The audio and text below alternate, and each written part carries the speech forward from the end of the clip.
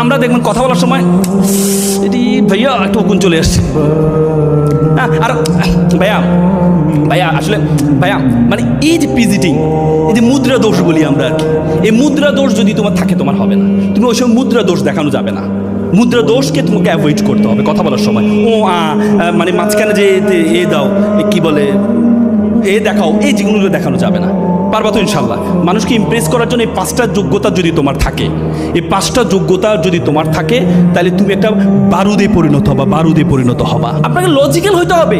আপনি যখন কথা বলতে আসবেন, আপনি যদি লজিক্যাল না হন, একবার একটা আস্তিককে প্রশ্ন করেছে, বলেছে আমি আপনাকে আপনার ধর্ম আমি মেনে নিব যদি আপনি আমাকে 2টি প্রশ্নের উত্তর দেন। বলছে কি প্রশ্ন?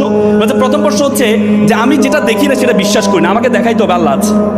দ্বিতীয় প্রশ্ন হচ্ছে যে আমি এই যেটা দেখি না সেটা, আরেকটা হচ্ছে আপনারা বলেন শয়তান হচ্ছে তাকে জাহান্নামের আগুনে জ্বালাবে, তো শয়তান তো আগুনের তৈরি, তা আগুনের তৈরি শয়তানকে আগুনে জ্বালালে সে তো শক্তিশালী হওয়ার কথা, সে তো অনেক বেশি শক্তিশালী হবে। তখন তিনি কি বললেন? তিনি বললেন তাকে ইট দিয়ে একটা বাড়ি দিলেন।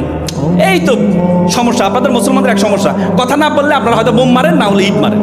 বলছে আপনি ব্যথা পেয়েছেন? অবশ্যই ব্যথা পেয়েছি। তুমি মেরেছো, আমি ব্যথা পাবো না? কোথায় ব্যথা পেয়েছেন? এখানে ব্যথাটা দেখান তো। ব্যথা কি দেখানো যায়? এটা তো অনুভব করা যায়।